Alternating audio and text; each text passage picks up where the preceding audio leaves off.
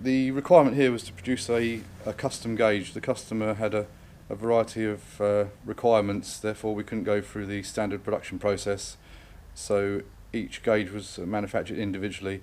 On this particular piece of capped-on backing, we've got two strip gauges, which originally was a 10-piece, which has been cut in half to form two lines of 5.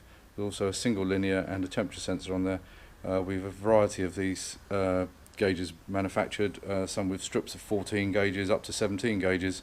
Therefore, they were all been completely custom, bespoke for the customer's requirements.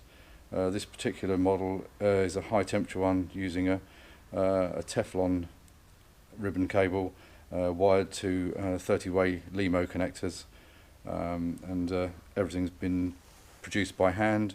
The soldering is all done under viewers, and as you can see, it's quite a complex installation.